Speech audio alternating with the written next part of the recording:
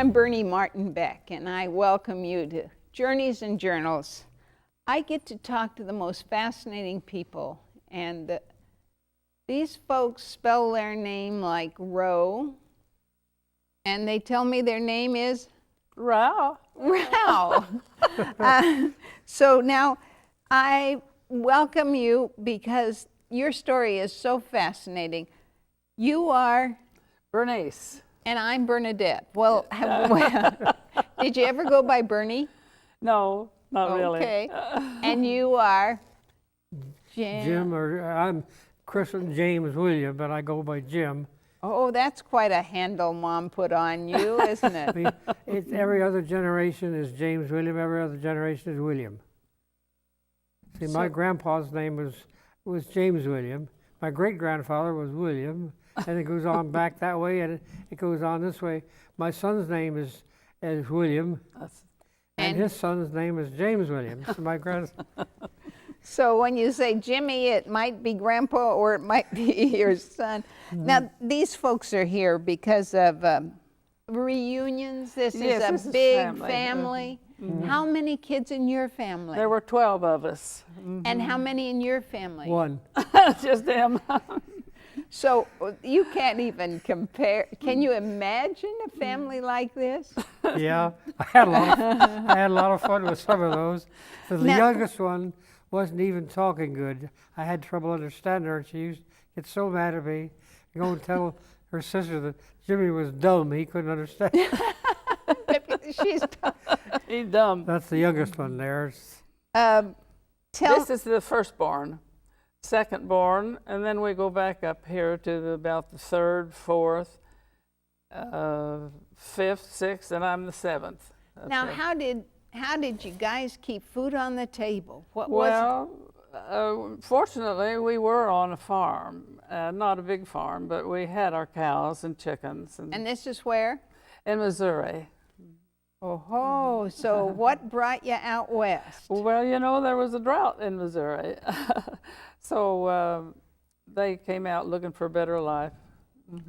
Boy, when they says come west, Yeah. young man with, how'd you travel with all these kids? Well, some of them were married at the time that we left. And this one, though, she's the last one. She was 7 months old when we left Missouri. Now, which one is it that doesn't talk? That was her. This one. What's her story? She would tell me, Jimmy dumb. He just say, huh. Jimmy, why'd you just say, huh? He couldn't understand her. Couldn't understand her. And He wasn't talking well. But we have our family reunions formally every 2 years. We have one coming up here in Grants Pass this year.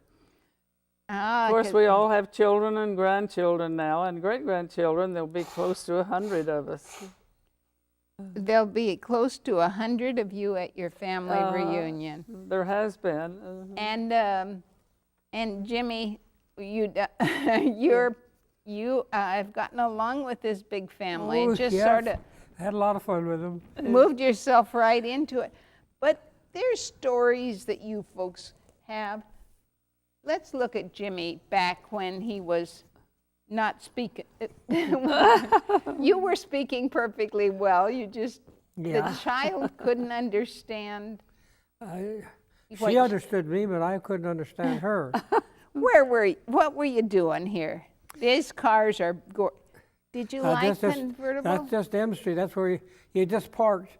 When we would recap some truck tires, a lot of times we'd park the truck there and take the wheels off, just leave it alongside the street, cap the tires. It might be there 2 days while we were doing it, and then put the wheels back on it again. Why not? You didn't need a back lot. No. You just right across the street from here. Yeah. Actually, the town was laid out. A lot of alleys were east and west, like they are now, but some of them. This one had 2 north-south alleys in that one block. So you could just drive in? So we got the city after we bought the machine shop or Turner property, then we got the city to vacate the 2 alleys. And that put us up next to the Guy Gravelin feed barn. Oh, that feed barn. That's where the livery stable? That's the livery stables, yes, uh-huh. And I want you to tell me all about what you do. Did you go to the livery stable? Were there still horses there? Not at the time, no, not by that time. There might have been just one or two, but it wasn't really run as a livery stable. Trying to remember what it was doing there at that time. Well, I know one little story that it was a bulb warehouse. Oh yeah, that was Henry Turk's bulb warehouse. Oh. And he built a building there, and the building that he had built is right there now. And you'd sort bulbs, but in the middle of the summer, when gladiolas were in their Growing. in their bloom, Mm-hmm. he would open it up to build gladiola floats to sort. So if you wanted 8 dozen of flame red, you went to him with your order, and they dispatched them out of the old livery stable, I've been told. Yeah, he gave most of them, I guess he sold the bulbs. That's where his money came from. Not the flowers, but the bulbs. The flowers are kind of just an extra. Right. And so the town then would have the gladiola parades with all the excess blooms. Yes, uh-huh. Same thing happened over in Brookings with the Brookings, yeah, lilies. mhm. Yeah, The they did. lilies. They were growing the bulb, and so they'd cut them and have the lily festival. Oh, I love those parades. Yeah. You have stories about, I sat in their living room and listened for the longest time to these stories. And I said, would you tell it on camera? So please go right ahead and share that story. Well, I'll tell you the one about Blind George. As everybody knows, he's had 3 different locations. One is where the coffee place, what's the name of the? Yeah. Right back beside the trains. Yeah. Tracks. Then he moved down to the corner, and I'll take it back. First, he was on the corner, and then something come along, the service station come along, and he moved up next to the tracks, and then he moved over on the G Street where the place is now. And of course, he was the agent for like the Oregonian and the other papers, and he would take the orders and deliver them, and he bought the papers from the newspaper and sold them to these people. Some of them weren't too good at paying their bill. I bet that's true. So he got himself a tandem bicycle, and then he would hire somebody like me or some other kid to ride up front and take him around. And of course, I took him all up northeast part of town. Up in this area here was where my courier route was. I delivered the couriers, and I knew everybody. So I would take him around, and we took him just like he would in any other kid. We run across the empty lots and up and down the trails. I'm telling you, he was a motor on the back of that bike. He could make it go. Oh, he was strong. You know. He could pedal. He just couldn't see where he was going. Can you believe that? Well, so, some of those vacant lots had crisscross trails in them. Yeah. Trails, and you can see on old pictures. And on G Street was one of those crisscross. Well, on H Street between 5th and 4th, that was an empty lot then, and there was a crisscross trail on that. And the brewery, which was really a brewery way back before Prohibition. The people by the name of Kinlan ran it. And she had a parrot, I've told. Oh, I always talked that parrot. I had to go right by there on the way to school. I went to the central school. And I'd stop and talk to the parrot in the mornings and then talk by it. Well, I understand she had a candy, after Prohibition closed them down, she had a candy store in there. And Alta and Leah Hagen told me the story that one time they bought some candy from her. She found little crawly things in the nuts. So they took them back and said, this wasn't good candy. And she said, well, you didn't pay very much for it. That building got to, when she passed away, Father either rented or purchased it. I don't know just when a deal went through, just to put warehouse stuff. Yeah, he used it for.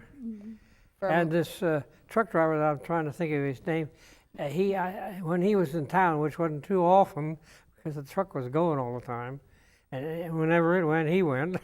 Martin Brothers Moving Van. My Uncle Bill Berwick and father, and later Uncle Bill and father, and then that was our life. I mean, sleepers and trucks and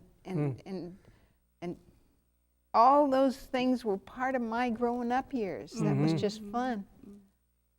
You wanted to tell a little bit about some of the early memories, happy things that happened to you when you came to town? Well, We used to, big deal was to go out to the dance on Saturday night. If something would keep you from that dance, the world almost ended. Now, where was this? Well, in the summertime, it was the open air pavilion out there off of what they call the Miracle Mile now. It's about where East Park Street curls and comes into the highway. Across the road from that, there's a creek. It goes through there. And the open air pavilion was built straddle the creek, over the creek right underneath it. Oh, that sounds like a fun thing. And in the winter time? In the wintertime, they used to hold it out to Williams Creek Grange out of Williams. Now, did you ever hear about Williamsburg, the old town of Williamsburg on the other side of the creek? Now, it's Peggy Peckham Carpenter who tells me this story of her mother had written a poem about growing up out there. I didn't hear that one, no. Sometime they moved to the other side of the creek. oh, You say Peckham. creek or crick? it's creek. You say crick? No. I've heard it called that, and I know what they're talking about when they do. Well, tell me more stories about this hand-me-down boyfriend that your sisters. First, one sister. You want me to tell you about Jim and my family? I want to tell you. You tell me all about Jim. Oh, okay. Well, He's- this. Who were the orchestras? Everybody knows them. There was Sherman Dahl. He was the a contractor here in town. Yeah, And Sherman. a fellow by the name of Morrison, and they had a building business in the daytime, and then they'd got together on the weekends, and they'd have this orchestra. And eventually, Morrison built Morrison's Lodge down toward Galice there. Okay. But Jim and his Dahls stayed on with the building. And Jim and his 2 or 3 of his friends would go to these dances, but they didn't have girlfriends at the time. But they came, so Mrs. Morrison said, "Now there's new girls in town." Of course, we were out of Missouri Flat, that's beyond Murphy. But a fellow that lived on the farm where we were, an older guy, he would take the 3 of us girls to the dance. And we'd go home. He'd take us home too, but Oh, good. of course they weren't going to let those 3 girls go unnoticed. So, So she announced it. oh yeah, she let it be known that I that don't know was where the she told me, but she told me, of course this town was little too. You see everybody pretty near every day, and she just said there were 3 new, I better be coming out to those dances. yeah. Now we're talking these kids, right? Yeah, those kids, yeah. Yes, that was right after the war, of course. And Jim had always wanted to fly, and he'd hang around the airport as a kid. And once in a while, a pilot would let him go up with him. So it was natural for him to go into the Air Force. Now, what did you make model airplanes? Oh, yes. Oh yeah. Out of balsa wood? Yes, I don't know. And then Wind them up with a rubber band down the middle. and did you ever use that tissue on that you had the Oh, glue yeah, you on got rice paper is the thinnest and lightest. and then dampen it so it shrunk or something so that Yeah, was it- Yeah, I you'd guess spray it with like you'd spray your face with an atomizer. Oh, my goodness. And Now, a lot of times we'd get in a little bit of trouble. We'd get on top of the old high school and fly our airplanes off there because they'd go farther, and they'd go on down into the football field down there. and why did you get trouble?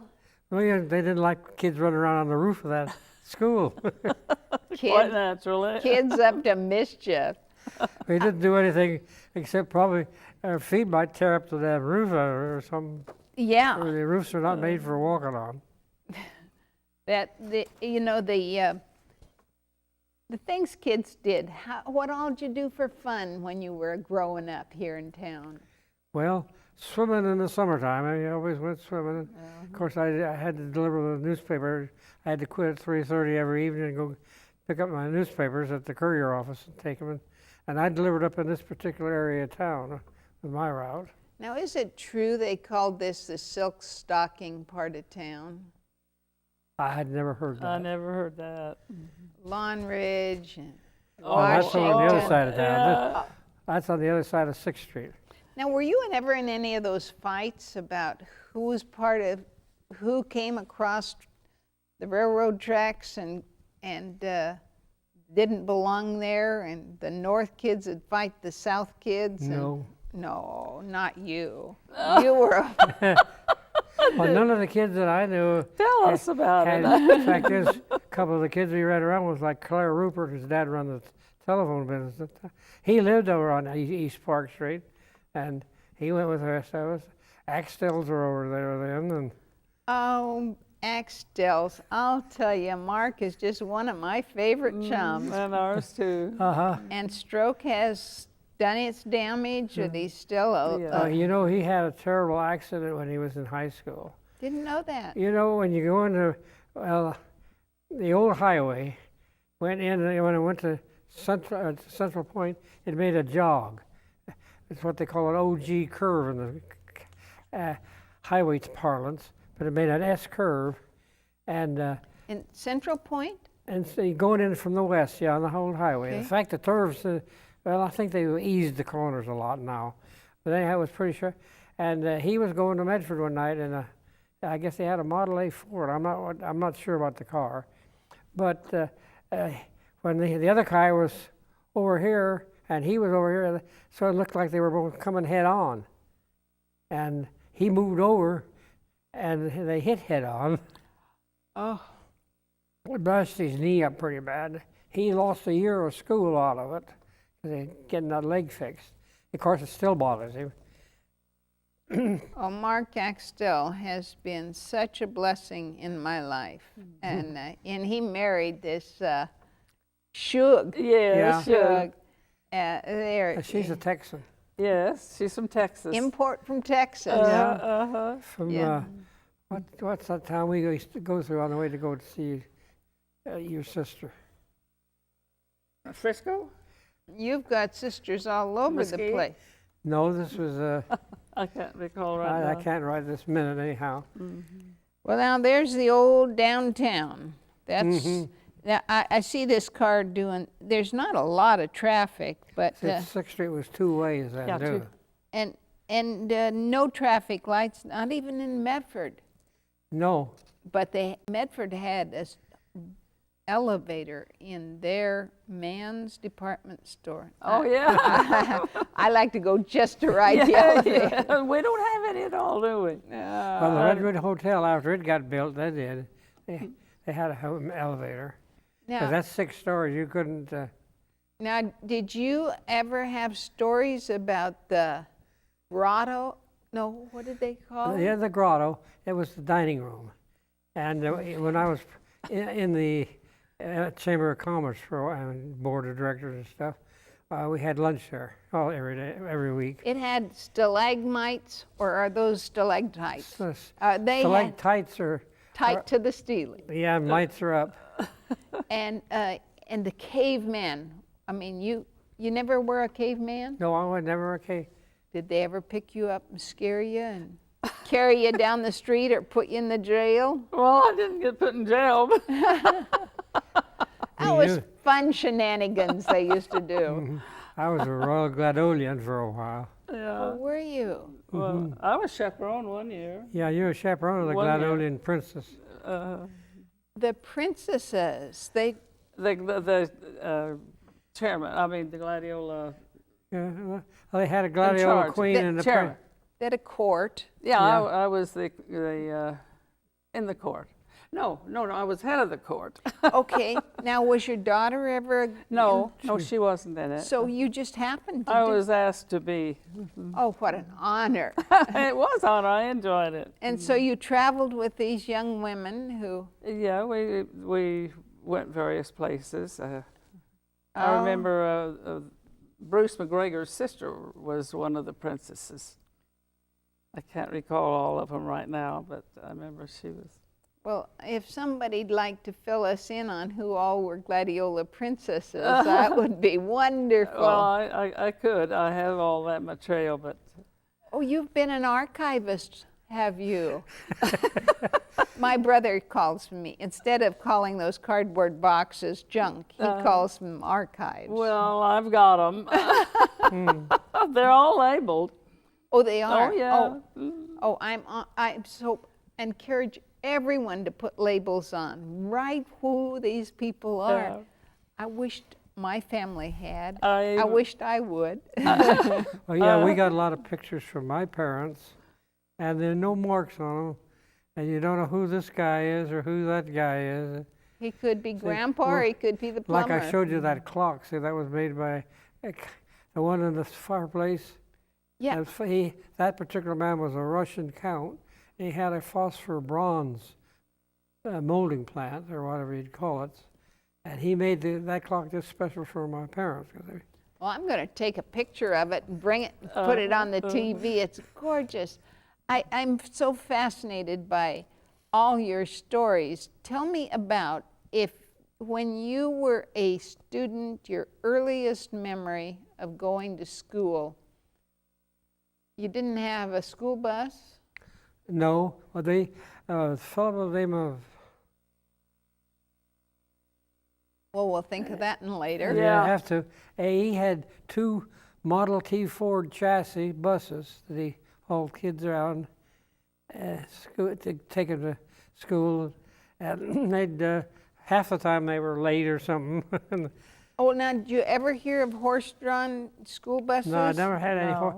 You're not old enough for that. I missed that stage. We didn't even have that in Missouri. Yeah, someone was telling me that their dad had been the driver of a team, and they'd do the ferry boat. They'd have to ferry across the Rogue River. Yeah, well, down by what's the name of the? There used to be the bridge across the Rogue River here, and they built it down Upper River Road down in there to go across the.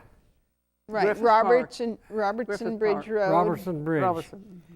And they'd have to ferry them across. Yeah, I've gone across on that ferry with my dad in the car. Oh, yeah. And there was 2 ferries, Upper Ferry and Lower Ferry then. And they used the current to make the ferry go for power. Well, and how did you get it back upstream? It didn't go upstream, he went crosswise. If you turn the thing like this, water pushed against, it's going to push it that way. It's hung on a cable across the river. Okay, if you say so. I can see it working one way, but I can't see. Well, you just turn it the other way and the current takes it back. Okay. It's very simple. The only problem you had was when the ferry operator decided to quit. He went home, or he went in his little cabin and went to bed. And you waited until the next day to get across. Now, did you know of a ferry fella who was impaired, worked on one of those ferries? He knew his business, but he didn't know a whole lot more than that. I heard that really story, didn't. but I don't know his name. But he was a faithful ferry operator, and I think, isn't it neat when we each find our niche? Yeah. Well, there was a lot of people like that could only do one thing, and they did it good. Yeah. It's like, you talk about roads, the road to Galice down before you get to the Rogue River Bridge there below Hell's Gate. Right. And that was so narrow, my dad and the neighbor met, come opposite directions on the roads, and the his name was Peck. He got too close to the bank, and the bank started to cave away. And he fortunately had some rope, and it roped the car to a tree so it wouldn't go over the bank. And your dad was stuck. He couldn't get back. He couldn't get he couldn't get either way. Mr. Peck had just. But this, I don't know who come along, somebody, and they hauled it back out of there and went on his way. It took Probably, them 2-3 hours to get where they should have gone in 30 minutes. probably with horses, they pulled it back from the That's right. brink. They probably could have. Now, do you have Rogue River stories? I mean, did you raft? Did you? I never did know. My doing the river or swimming in it. And on that log that you could roll? Oh yeah, that Oh, was yeah. that wore out more bathing suits. Sitting on there sliding around.